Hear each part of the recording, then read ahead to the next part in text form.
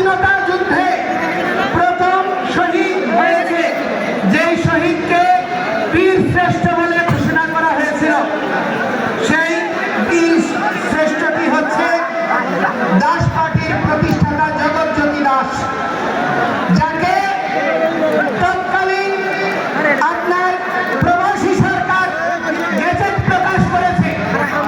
আকাশবাণী, স্বাধীন বাংলা বেতার কেন্দ্র থেকে শুরু করে প্রতিটি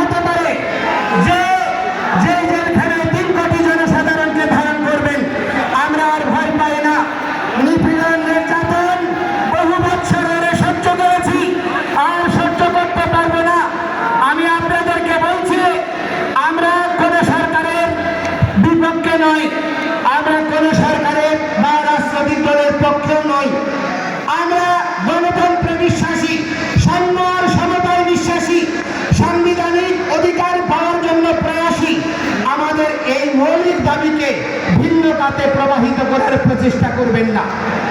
আজকে মাননীয় প্রধান উপদেষ্টা বলেছেন, আমরা হচ্ছি বাংলাদেশি, আমরা সংখ্যালঘু নই। যদি আমরা বাংলাদেশি হই, 15,000 কোটি টাকার বরাদ্দ যে ধর্ম মন্ত্রণালয়ে, সেখানে কি করে 200 কোটি টাকার থোক বরাদ্দ হতে পারে 3টা ধর্মাবলম্বীর জন্য? সেখানে কি সমতা প্রদর্শিত হয়েছে? আজকে আমি অনুরোধ করছি, আমাদের এই সম্মিলিত জাগরণী জোট থেকে আমরা একটা ইমেইল অ্যাকাউন্ট ঘোষণা করব। এই ইমেইল অ্যাকাউন্টে আপনারা সর্বত্র যত বাংলাদেশে ধর্ম অবমাননার দায়ে যত ভাই বোনরা মামলা আক্রান্ত হয়েছে, তাদের মামলার কপি এবং তথ্য আমাদেরকে সরবরাহ করবেন। আমরা বলতে চাই, আপনি দেখুন, যত খুনি, ডাকাত, শীর্ষ সন্ত্রাসী, রাজনৈতিক দুর্বৃত্ত, হত্যাকারী সকলেই বেরিয়ে গেছে, কিন্তু হিন্দুরা তারা বেরোতে পারেনি। তারা এখনো জেলখানায় পড়ছে। 5 দিন 7 দিন আহত হাজারীবাগের ঘটনার মানুষ, তারা আজকে বিনা চিকিৎসায় কষ্ট পাচ্ছে। মোনা দাস তার স্ত্রীর ওষুধ আনতে গিয়ে তার হাত খুঁড়েছে, তার হাত ভেঙেছে, তার স্ত্রী ক্যান্সার আক্রান্ত 2-1 দিনের মধ্যে মারা যাবে। এইরকম অবর্ণনীয় মানবিক বিষয়েও আমরা কোনো সহযোগ প্রদান করার জন্য দৃশ্যমান ভূমিকা প্রশাসন থেকে পাইনি।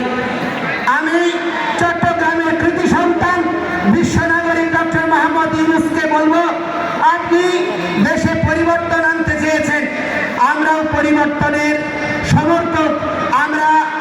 আমরা ব্যাকডেটেড নই, আমরা হিন্দুরা কোনো রাজনৈতিক দলের দালাল নই।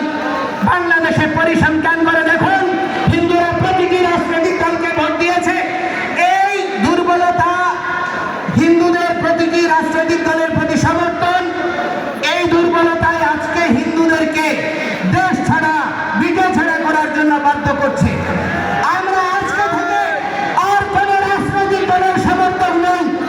যে দল আমাদের কথা শুনবে, যে দল আমাদের ম্যান্ডেট নিয়ে আমাদের দাবি পূরণ করবে, আমরা শুধুমাত্র তাদেরকেই ভোট দেব।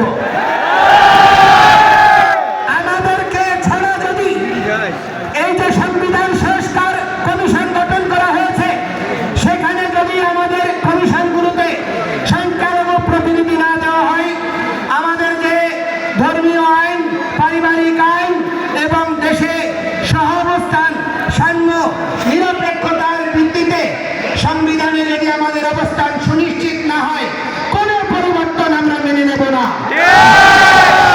এবং আমরা বলতে চাই, আমাদেরকে যুক্ত করুন, আমরা আপনাদের সহযোদ্ধা হব। আমরা রাষ্ট্র নির্মাণে সহযোগী হতে চাই, ক্ষমতা নিয়ে নয়। আমরা উপদেষ্টা হতে চাই না। এই সাধু সন্তরা রাজনীতি করে না। আমরা কখনো রাজনীতি এই গন্ধময়ী পথে বিচরণ করতে চাই না। রাজনীতি মানে হচ্ছে উত্তম নীতি, আদর্শিক নীতি, যা প্রজার জনকল্যাণের জন্য নিহিত। এইরকম মানসিকতা সম্পন্ন রাজনৈতিক দলগুলো রাজনীতিকে আমরা সমর্থন করতে চাই।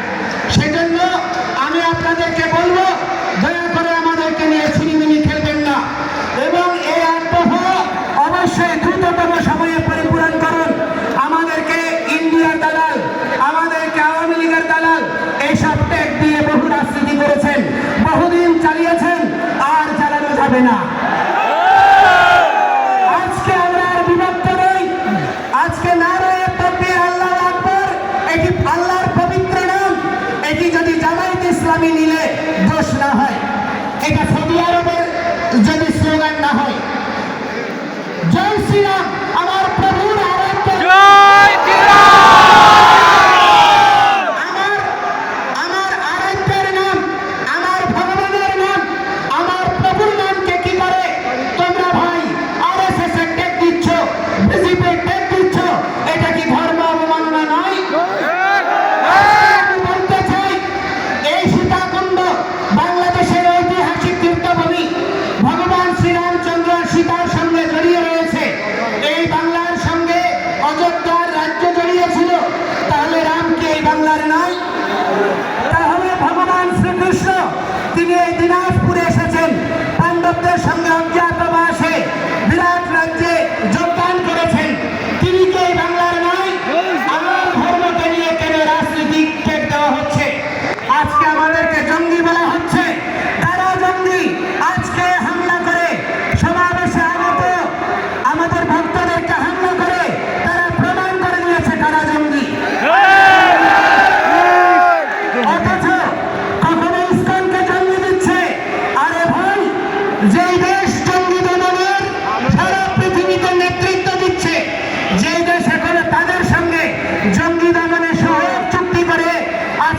ইসকানের সঙ্গে কাজ করছো, যদি জঙ্গি হয় সেই ইসকানের ভক্ত কি করে আমেরিকায় গোয়েন্দা বিভাগের প্রধানের দায়িত্ব নেয়? আজকে জাতিসংঘের প্রায় 90 সংস্থায় ইসলাম কিভাবে কাজ করে? আজকে রাশিয়া, চায়না এরা একটা ভিন্ন মেরু, আমেরিকা, ইউরোপ একটা ভিন্ন মেরু। দুই মেরুতে ইসলাম কি করে সমান্তরাল ভাবে নিজের ধর্ম খ্রিস্টান আদর্শ প্রচার করে বিশ্বনন্দিত হচ্ছে।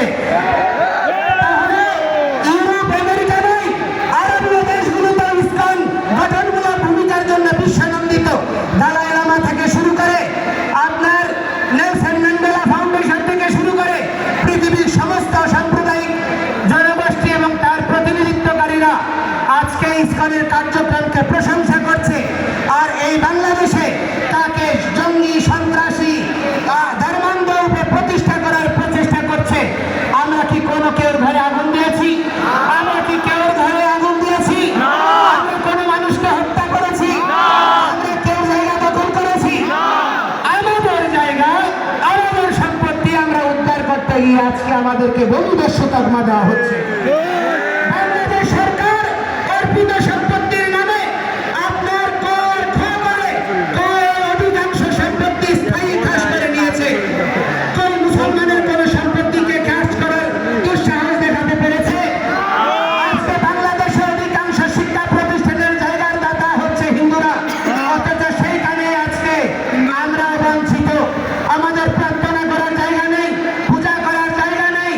আজকে যেন আমরা অপরাধী, জেলখানায় যেভাবে বন্দী ঘেরাটোপের মধ্যে কয়েদিরা থাকে, ঠিক তদনুরূপভাবে আমাদের দেশে কারাগারের মধ্যে যেমন কয়েদি থাকে, সেইভাবে আমরা ওই পাহারার ঘেরাটোপে পূজা করছি, পাহারার ঘেরাটোপে জীবনযাপন করছি। এইরকম আমরা অনিশ্চিত ভবিষ্যৎ চাই না।